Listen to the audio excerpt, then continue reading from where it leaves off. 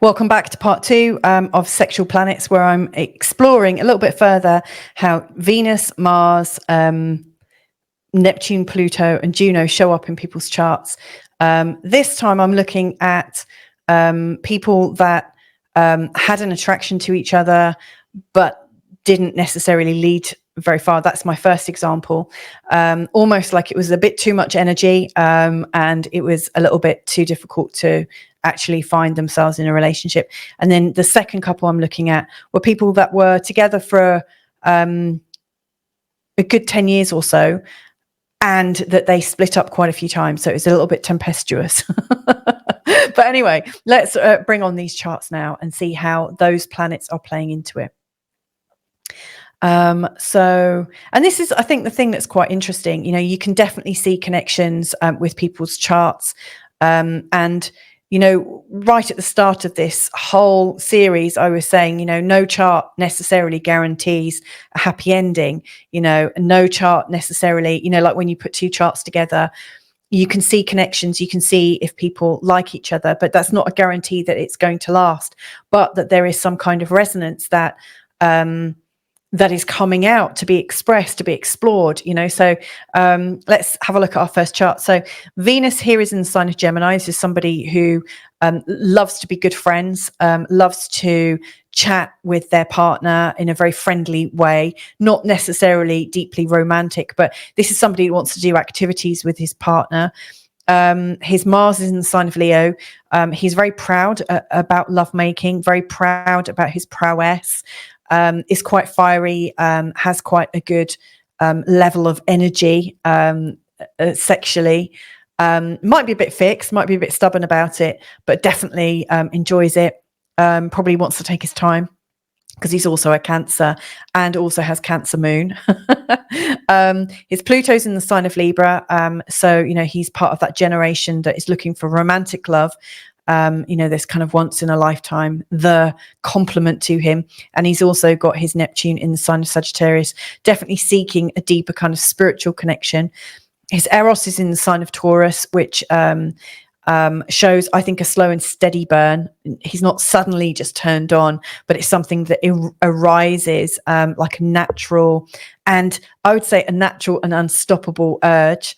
And his Juno is in the sign of Pisces, which is quite romantic. So there's this there's also this need for an idea of like a spiritual, spiritual lovemaking connection, especially in the conjunction with Jupiter. You know, this is somebody who really wants to be in a relationship, committed, and having that feeling of joy that comes up from it. His Venus and Mars are connected, which is very nice. You know, he's an attractive person who attracts people in. He's got a very easy way of expressing himself. He's very expressive. His Eros is in a trine with his ascendant. So he is able, you know, like his body works really well. You know, his ability to be turned on is very functional. And I would probably say quite regular. And he's got Neptune at home and this very romantic connection of Juno and Jupiter in the 7th house. This is somebody who naturally falls in love, naturally commits, especially with this, you know, Cancer, Moon and Sun and Saturn. You know, he takes it all very, very seriously. Now, this is with the addition of a young lady. And what you can see is, first of all, their Venuses, they're very much they're not quite in opposition, but they're very much showing up at different ends of the chart. And a lot of his planets here in the sign of Cancer are in opposition to her Venus. So it creates an attraction because Venus is involved. He definitely is attracted to her. However, there is something about her femininity, something about the way she expresses herself, which puts his Cancerian sensibilities in a real old spin. So that's quite a challenge for him. I think, you know, her her very sort of matter-of-fact way of loving doesn't fully turn on his need for a very emotional partner, a very sensitive partner. And at the time that he met her, she was very sort of like chop chop. So her Venus is trine his Mars, which is another area showing attraction. They're born in the same year, hence why their Neptunes and Plutos and Jupiters, etc., are matching up and the Chiron. Her Mars Neptune conjunction is also conjunct his Neptune, which will be very, very much a turn on. So, she has got this questing Neptune and Mars deal, really, really wanting sexual connection and also the spiritual connection really mixed in together, very much meeting with him and his very, very sensitive needs. However, she might be a little bit too strong. Her Eros is also conjunct his Sun. So again, there's this very sort of like turned on young lady and a slightly more shy, a shy man who is definitely attracted, but also a little, it feels a bit dangerous, I think, to him. And then they've got, I've actually written June instead of Juno, but the two Junos are in a connection, and also Jupiter as well. So there's definitely a strong kind of sweetheart feel, but it's probably a bit too much. And in fact, it was. So let's have a look at our next male chart that we're looking at. So this is somebody whose Venus and Mercury are conjunct in the 12th house in the sign of Leo. His way of expressing his love is very much verbalized. It's very private, so it's not necessarily very he's not very showy about his feelings and love, but it's known internally, it's known at home, known very much in private. Neptune in Scorpio in the 4th house.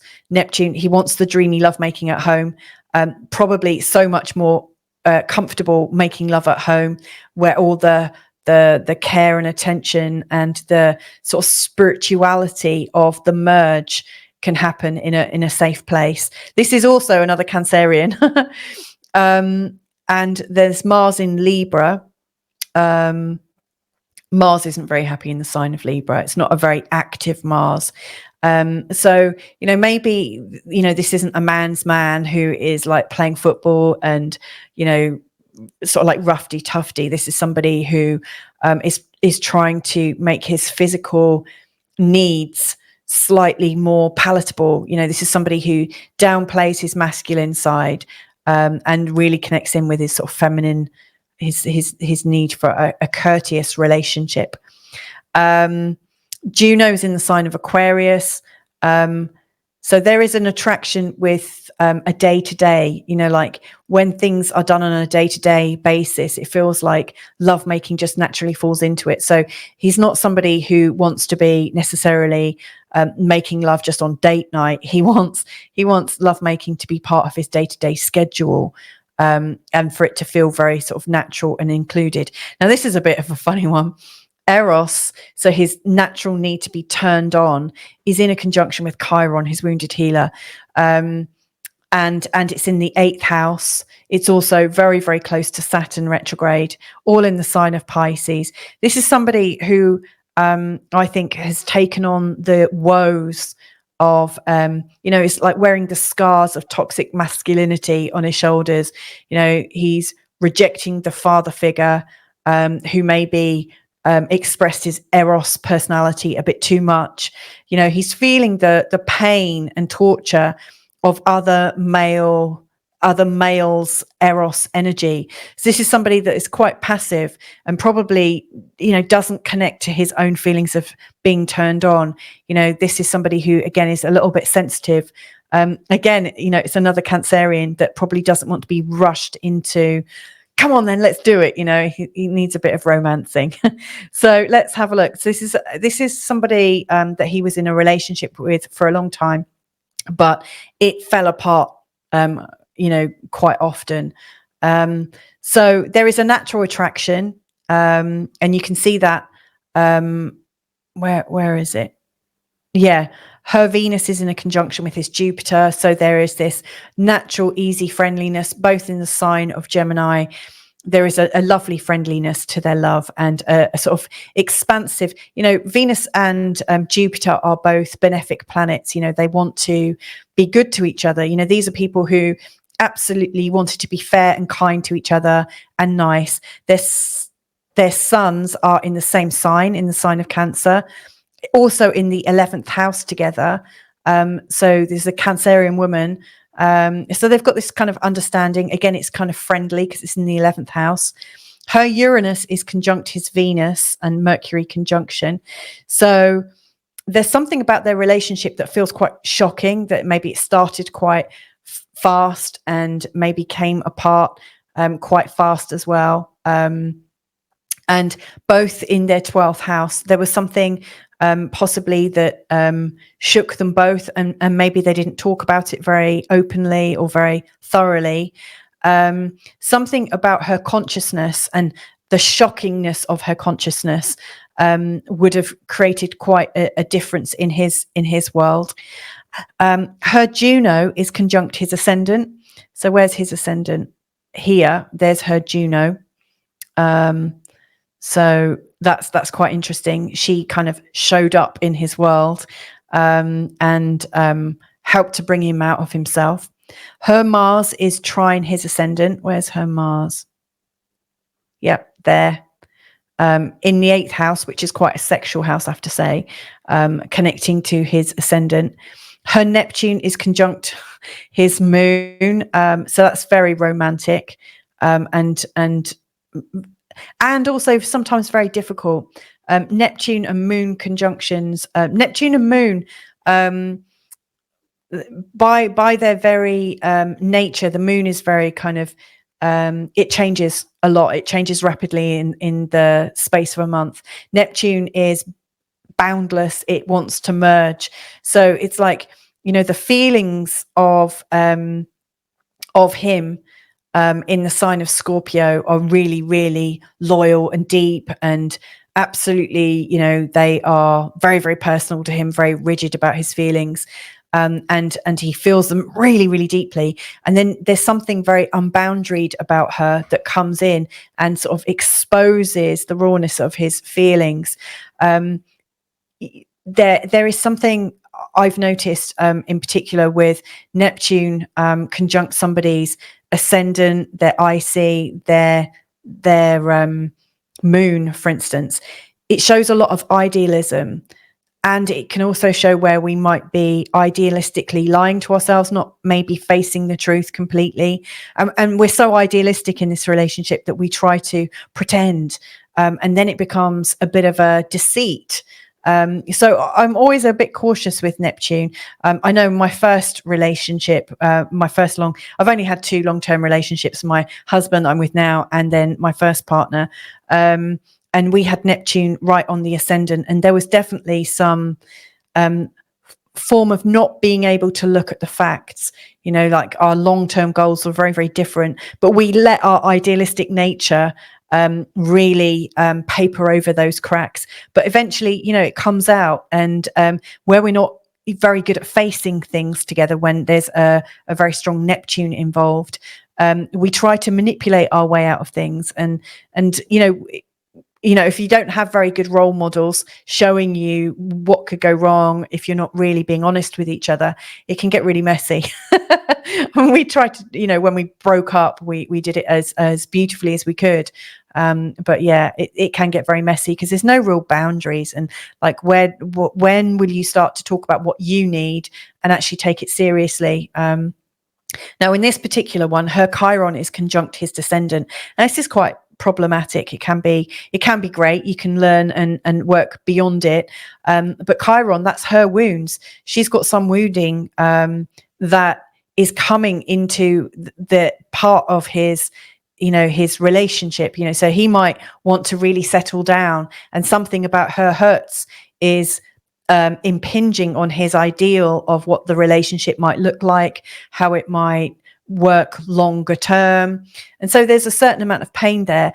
I will say that, she could come into his life and bring him lots of healing and lots of opportunity to let go of healing, and they could do it through their relationship. But I happen to know that they both came into this relationship earlier on in their lives before they had any clue as to who they really were. And so with this kind of thing, it can be problematic. My husband and I, in our marriage chart, we've actually got Chiron right on our descendant, or very close to it. And we both tend to work. We both work as consultants, and we've both had a shared energy in our work. And it's so funny because, in our marriage chart, like the 7th house is the people that come into our world, the people that come into our marriage. And actually, at the time we got married, our external families, our wider families, all started to have difficulties. And so the people in our world were pained. We were also volunteering for a charity that helped people that needed extra support. And so we were dealing with a lot of people with wounds, emotional wounds, psychological wounds that maybe they weren't able to recover from. And we've met lots and lots of wounded people along the way, which has brought about a greater quality of healing. So these kind of things can work. But I have to say, earlier on in our marriage, I did say, let's renew our vows at a better astrological time, because at one point the weight of all those hurt people around us was really, really difficult for us to function in our relationship.